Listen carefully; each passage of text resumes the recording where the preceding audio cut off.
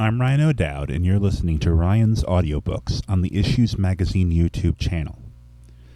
Today, we will finish The Incarnation of Ahriman by Rudolph Steiner.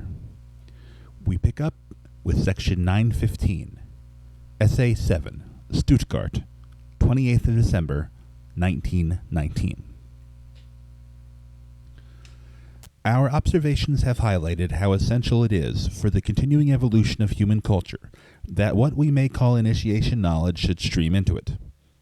We must be resolute in stating that the deliverance of mankind from a downward evolutionary course depends entirely upon us turning to insights which can only come through spiritual knowledge. Although it might be said with a certain amount of feeling or logic that it would be difficult in our time for wider circles of people to accept such knowledge, which at first can only issue from the few who develop an extensive capacity to see into the spiritual world. All such objections, even when apparently justified, will not contradict the following insistent fact, that without accepting what we call anthroposophical spiritual science, civilization will inevitably sink into the abyss, and the work incumbent upon the earth will then fall to divine powers whose further evolution will no longer be linked with human beings. The healing of mankind will only come about if a sufficiently large number of people engage fully with what we are trying to say here. Only those who absolutely refuse to examine what has happened throughout the world as the result of the last few catastrophic years, can close their eyes to the fact that we are at the beginning of a process of destruction, and that nothing can deliver us from the process of destruction except something new. What we seek within the destructive process itself can never be anything but a force of destruction. A power for building fresh can only be drawn from a source not belonging to the Earth's previous evolution. Yet the influx from such sources is fraught with significant difficulties. It has often been said that the science of initiation cannot be given to mankind unreservedly, without preparation, because a certain receptivity is necessary. You've heard this said continually. However, human beings continually transgress against this. Let us take a simple example. One of the first most basic requirements relating to full acknowledgement of the science of initiation is that those who embark on this path should seek to strip off what we call ambition, particularly when it expresses itself in judgment of one's own qualities as measured against those of others. Now, it's easy to see that this is exactly what takes place in the Anthroposophical Society. What would be the use of keeping silent about such matters? It is readily admitted that we need to leave ambition to one side, but nevertheless the most dire manifestations of it exist within the anthroposophical movement, and mutual envy is on the increase. I just want to raise this and then pass on to speak of other great difficulties in enabling the science of initiation to flow into our earthly civilization. In the first place, all aspects of the mystery of the human will must be shown to humanity. This mystery of the human will has been veiled from modern culture, especially since the middle of the 15th century, since the advent of the fifth post-Atlantean age. The modern will of the world knows next to nothing about the will. We have often discussed this. When awake, a person never consciously experiences the real nature of his will. In waking life, he is conscious of the nature of his ideals, ideas, and conceptions, and experiences his feelings in a dreaming state. But in his will, he is partly asleep even when he is awake. We go through the world as so-called waking beings, but are only really awake in our ideas and concepts, are only half awake in our life of feeling, and completely asleep in our will. Let us not delude ourselves about this. We have ideas about what we will, but only when the will becomes idea, when the will is reflected by the intellect, can we experience it in our waking consciousness. What goes on in the depths of our being, even if we only raise a hand, which means bringing our will into operation, of this, we normally know absolutely nothing. This means that the mystery of will is entirely unknown to modern human beings. And this is connected with the fact that our entire modern civilization, especially what has arisen since the 15th century, is absolutely intellectual. A culture of ideas and reason, for the scientific culture, is an intellectual one. The will plays the least possible part in everything that we grasp with our intellect and our reason. When we form ideas, the will, of course, plays a certain part in the formation of ideas, but only in a very refined state. We do not notice how the will pulsates in our perceptions and how in other ways the will is working within us. In our modern era, the mystery of the will is completely veiled by our exclusively intellectual culture. Only when we seek, through means provided by spiritual science, of which I have often spoken to you, to investigate the will, that is, when we try to use the forces of imagination and inspiration to activate forces which enable us to see into the workings involved in a willed action, then we notice that in our physical life between birth and death, the will is not bound up with constructive processes, but largely with destructive ones. We've often discussed this. If only constructive processes, those of synthesis, took place in our brain, if, for instance, only what results from food absorbed by our life forces occurred, we would be unable to develop a mental and feeling life through the tool of nerves and brain. Only by means of the destructive catabolic process continually going on in the brain do the soul and spirit take root in what is destroying itself. It is precisely here that the will is active. Our will is essentially something which, during our physical life, to a certain extent, promotes death. We are continually dying as far as our head is concerned. In every moment we die. We only live because the rest of our organization counteracts this continual dying in our heads, for which our will is mainly responsible. Continually taking place in our head is something that occurs objectively and quite separately from us in the outer world, after we have passed through physical death. Our corpse, insofar as we are human individuals, and enter the world of soul and spirit through the gate of death, ceases to be a matter of importance to us, but is of greater importance to the cosmos. This corpse in some way or other, whether by cremation or burial, is given over to the elements of the earth. There, in its own way, it carries on what our human will does in part to our nervous system, to our sense organization in life between birth and death. We have perception and thought because our will destroys something in us. We give our corpse over to the earth, and with the aid of the disintegrating corpse, which only continues the same process which we partially carry on in life, the whole earth thinks and has perception. I described this from another point of view a few weeks ago. What continually takes place in the earth through the interaction between primary earth substances and dead human bodies merging with them is an activity in all respects comparable with the activity of the will working continually in us between birth and death, working unconsciously while catabolic destructive processes go in our nerves and sense system as if in a corpse. Between birth and death, the will, because it is united with our ego, works through the destructive forces within the bounds of our skin. This same will works cosmically through our corpse in the thinking and forming of ideas by the whole earth after our death, when we have given our corpse over to the earth. Thus we are cosmically united with what we may call the soul spiritual process of all earthly existence. This idea is a very important one, for it places us specifically into the cosmic aspect of our earthly existence. It shows the relationship of human will to the way universal cosmic will works within earthly existence in destructive processes in creating conditions of death.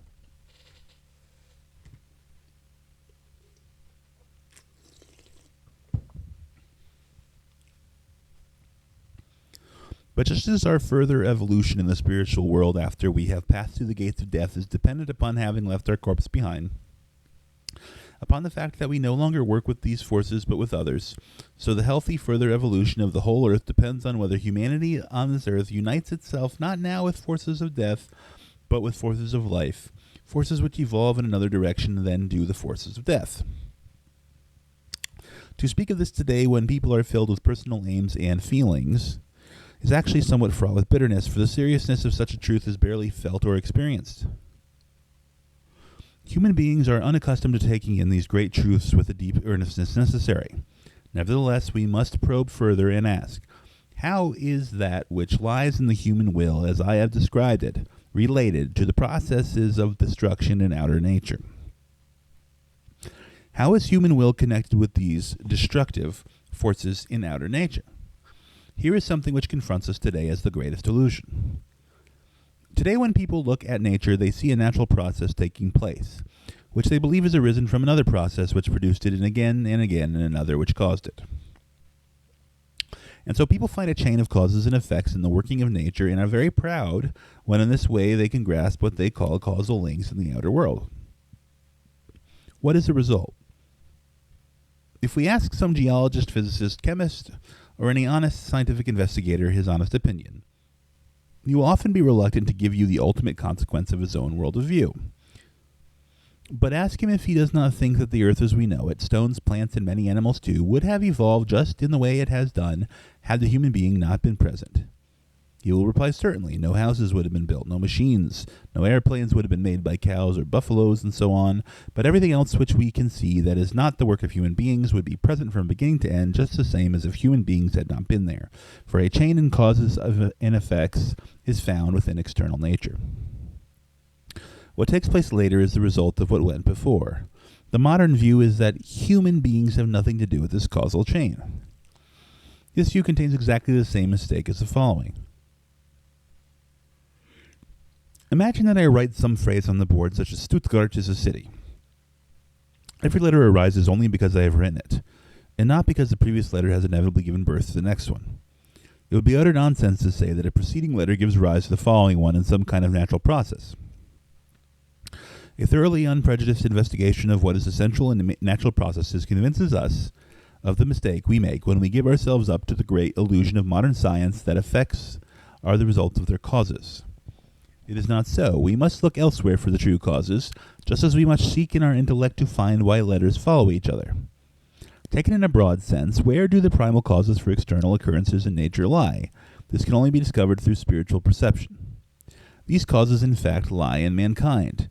Do you know where you must look if you wish to gain insight into the actual primal causes of natural evolution on Earth?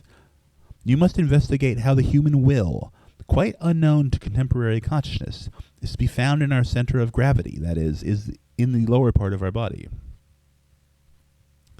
Only a part of the will is active in the human head. The chief part of the will is centered in the rest of our organism. What comes into existence through natural evolution is dependent upon the human being's relation to his unconscious will.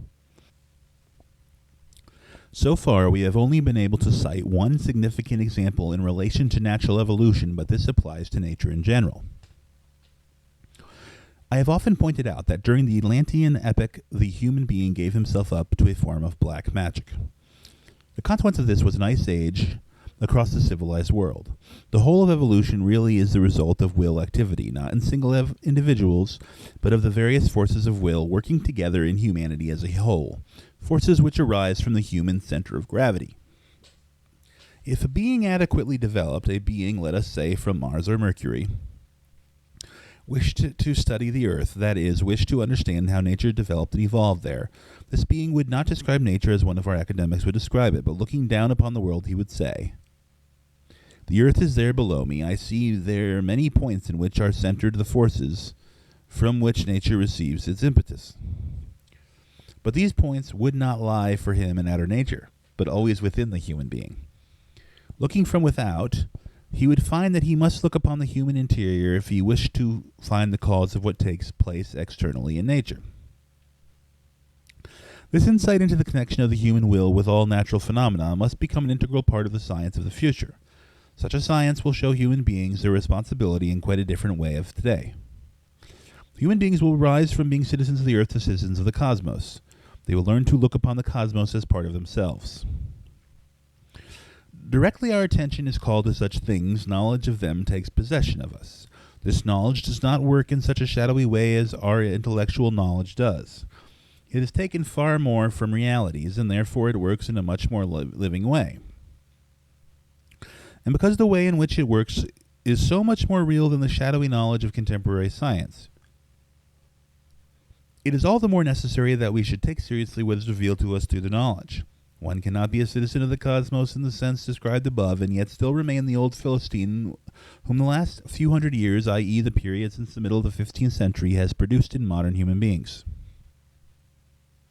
We cannot on the one hand consciously want to take part in the process of the cosmos, and on the other hand make derogatory remarks about how our fellow human beings in the widespread way this happens in restaurants and clubs in this bourgeois age, and has done since the 15th century. At the same time, another ethics, another moral impulse must surge through mankind if the science of initiation is to make real headway. For all that prepares for the appearance of Ahriman on our earth, as I have told you, works especially strongly as a force hindering the advent of the science of initiation. I've spoken recently about these facts in order to give some indication of the spirit which should pervade our Christmas festival this year. I will now only briefly recapitulate. Looking back over the evolution of our Earth, we find, preceding our modern materialistic civilization, the Greco-Latin era, which goes back to the 8th pre-Christian century. We see, about 200 years after the beginning of this Greco-Latin time, something rising up which we might describe as the old wisdom of earlier times percolating through the land of Greece. Nietzsche felt this to a remarkable degree, even if pathologically. From the beginning of his intellectual quest, he felt himself an opponent of Socrates, and he was never tired of speaking of the greater value of pre-Socratic Greek culture than of the post-Socratic. It is certainly true that with Socrates a great age arrived for mankind, an age which reached its climax in the 14th and 15th centuries. But this age of Socrates has now run its course, has rightly come to an end. The Socratic age is that in which mere logic and mere dialectic arose from earlier instinctive wisdom. The rising of mere logic and dialectic from ancient clairvoyant wisdom is the chief characteristic of our Western culture. This logic, this dialectic, has also impressed its stamp upon Christianity, for the theology of the West is a dialectic theology. But what rises in Greece as dialectics, as thought reduced to abstraction, goes back to the mysteries of the East. Among these mysteries were those which founded civilization, which later became the Chinese. With an early Chinese civilization, Lucifer was incarnated in human form. We must not conceal the fact from ourselves that Lucifer once lived in a physical body, as Christ, at the time of the mystery of Golgotha, walked on earth in a physical body. But it is only a narrow-minded misunderstanding of Lucifer's incarnation if we look upon everything that has come through Lucifer as being beyond the pale. From Lucifer, for instance, has arisen the greatness of Greek culture itself, that unique art of ancient times and the artistic impetus it gave mankind. But in Europe, all this has hardened to mere words empty of content. It was through Luciferic wisdom that Christianity was first grasped in Europe. The important point is that ancient Luciferic wisdom cooperated in the Greek wisdom which developed as gnosis in order to comprehend the mystery of Golgotha. The fact that the mystery of Golgotha clothed itself in what Lucifer had given to the evolution of the earth was the greatest victory for Christianity at that time. But when this Luciferic culture given to humanity through the incarnation of Lucifer was ebbing away, there flowed in gradually what was preparing for the coming incarnation of Ahriman in the Western world. When the time is ripe, and it is preparing itself, Ahriman will incarnate in a human body in the Western world. This must take place just as Lucifer incarnated and Christ incarnated. This fact is predetermined in the evolution of the earth. The vital thing is to prepare ourselves for it in the right way, for Ahriman will not begin to work only once he has incarnated in a human body. He's already preparing his future incarnation from the supersensible world. He's already working from there into the evolution of mankind. From there, he seeks tools through which to prepare for what is to come. Now, it is essential for the favorable effect of what Ahriman will bring to humanity, he will bring beneficial gifts too, just as Lucifer did, that we take the right attitude. The all-important thing is that we not sleep through Ahriman's arrival and fail to perceive it. When the incarnation of Ahriman takes place in the Western world, a birth will be registered, John William Smith, although that will not be the name, of course, and people will look upon the child as a solid citizen like any other, sleeping through what has in reality taken place. Our university professors will certainly not trouble anyone whether sleeps through it or not. For them, what has taken place will be merely the birth of J.W. Smith. But in the Ahrimanic age, it is all important that people should know that they have here to do only externally with J.W. Smith, that inwardly Ahriman is present, and that they must not deceive themselves through sleepy illusion about what has happened. We should already be on our guard against such deception, for these things are in preparation. Among the most important means which Ahriman has to work with from the other side is the furthering of abstract thinking in the human being. And because people cling so firmly today to this abstract thinking, they are working in the way most favorable for the coming of Ahriman. You must realize that there is no better way to prepare for Ahriman's cunning efforts to capture the whole earth for his own purposes than that human beings should continue to live an abstract life, steeping themselves in abstractions, as they do in contemporary society. This is one of the ruses, one of the clever tricks by which Ahriman prepares in his own way for his own mastery and dominion over the earth. Instead of drawing on lived experience to show people what needs to happen, leaders offer them theories on every subject, including the social questions. To those who expound these theories, knowledge gained from experience is abstract, because they have no inkling of what real life is. All this is preparation for Ahriman.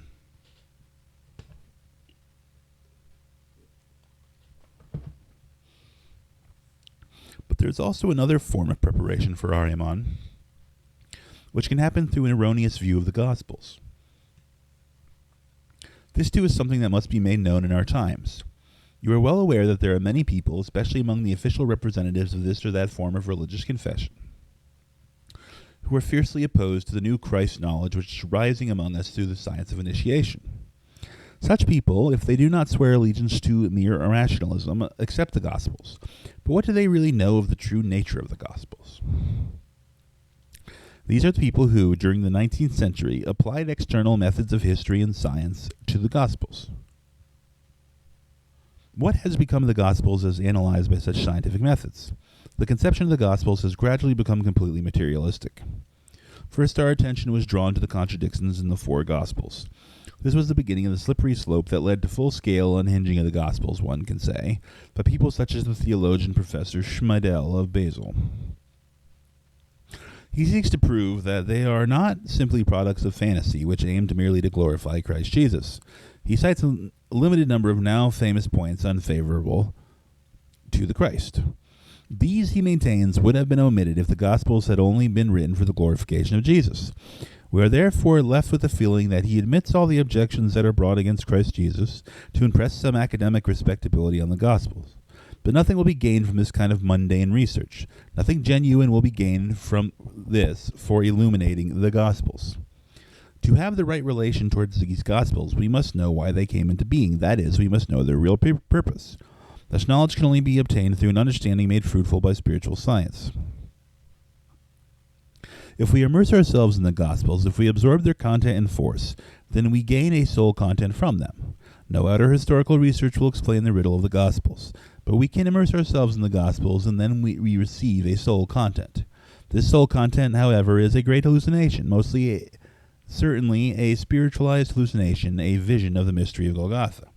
The highest status to be gained from the Gospels is this hallucination or vision of the mystery of Golgotha, neither more nor less. Now, this secret is one known to the modern Catholic Church. For this reason, it does not wish laypersons to have full knowledge of the Gospels, fearing that people will realize these vouchsafe only a hallucination of this mystery of Golgotha rather than historical knowledge of the Christ mystery. I might also say an imagination, for the hallucination is so spiritualized that it is a true imagination. But more than an imagination is not to be gained from the content of the Gospels in themselves. What is the path from imagination to reality? The path will be opened up through spiritual science alone. That means that the imagination of the Gospels will be raised to reality through spiritual science. It's of the most extreme importance to Ahriman to prepare his incarnation in such a way that people are prevented from pursuing this path of imagination in the Gospels to find the reality of the mystery of Golgotha. Just as it is in the greatest interest of Ahriman that humanity should retain its love of abstraction, so it is in his greatest interest, too, that people increasingly cherish a form of piety that simply relies on the Gospels as an authority. When you think this over, you will realize the majority of today's creeds are the preparatory work of Ahriman for his earth incarnation. In what way could one serve Ahriman better than by resolving to make use of an external power and require those who believe in and submit themselves to this power not to read any anthroposophical literature? No greater service could be done to Ahriman than to make sure that a great number of people do not read anthroposophical literature. I've already mentioned in these lectures who the people are that have resolved upon this course. The only way to present certain facts today is to place them unreservedly in the light of truth. It must be realized today that the progress of the world has a certain relationship to cosmic periods, bounded on the one hand by Lucifer's incarnation, which lies before the mystery of Golgotha. The incarnation of Ahriman in the West obstructs this progress, so that forces are strengthened through opposition. The incarnation of Ahriman in a future not very far distant can be helped on its way just as well by an uncomprehending worship of the Gospels as by abstract thinking. Many people today have an interest in shutting themselves off from these serious facts and making life comfortable for themselves. Anthroposophists should not feel this way. On the contrary, they should develop a definite impetus to do as much as possible to spread spiritual science throughout mankind. Our urgent need is to open people's eyes. But unfortunately, too often within our own circle, people try to compromise in this respect, and the courage needed for unconditional acknowledgement of the truth is lacking. We must not ever be under the illusion that we can come to an understanding with people such as Messrs. Schmeidel or Traub, who have no wish at all to come to an understanding with us. What is required of us is courageously to stand up for the truth as far as we are able. The evolution of mankind and all that is associated with it seems to me to require this uncompromising courage. Thus concludes section 915, and in fact, the entire book, The Incarnation of Ahriman, by Rudolph Steiner. Next time you'll be hearing my voice, it will be in chapter 10:1. Adam from the Son of Knowledge, by Lex Hixon Nur al-Jarahi. I will see you then. Alam.